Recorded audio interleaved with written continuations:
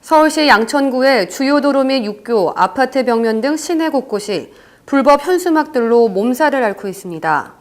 특히 경인고속도로와 서부 간선도로가 연결되는 신원 IC에서 목동 로데오까지 이어지는 구간은 한마디로 불법 현수막 천국입니다. 이곳은 보행자를 위한 보도 육교가 여러 개 설치되어 있는데요. 그러나 보행자를 위한 보도 육교가 아니라 마치 현수막 설치를 위한 시설물처럼 육교마다 10여 개의 불법 현수막들이 덕지덕지 설치되어 있어 이곳 구간만 100여 개가 넘는 현수막들이 불법으로 내걸려 있습니다. 이러한 불법 현수막은 도시 미관을 크게 저해할 뿐만 아니라 심한 바람이 불면 떨어질 수도 있어 자칫 대형 교통사고를 유발할 수 있습니다. 5개 광고물 등 관리법에 따르면 현수막을 개첩하기 위해서는 관할 관청으로부터 허가를 받아 지정된 게시대에 내걸어야 하지만 이들 불법 현수막은 허가는커녕 지정 게시대가 아닌 곳에 내걸기 때문에 발견 즉시 철거는 물론 과태료 처분 대상입니다. 그러나 관할구청인 양천구는 단속에 미온적입니다.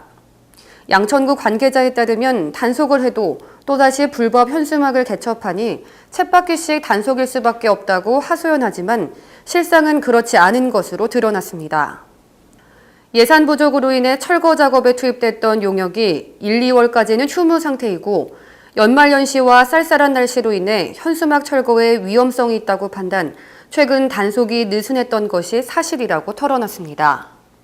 과태료에 걸려있는 과태료에 걸려있으면 거기에 대한 전화번호라는 게 그걸 출력해보면은 그게 이제 소유자가 무슨 이렇게 폰이라든가 아니면 진짜 외국에 가 있다든가 이런 경우가 많이 발생해보세요.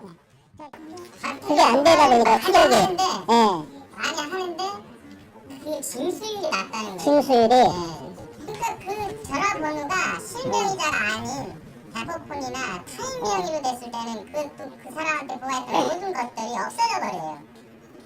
무효가 돼버립니다. 하지만 취재가 시작되자 동절기 여건상 단속이 쉽지 않다던 말과는 달리 불법 현수막 100여 개가 불과 2시간여 만에 말끔히 철거돼 그동안 적극적인 단속이 이루어지지 않았다는 것을 스스로 증명했습니다.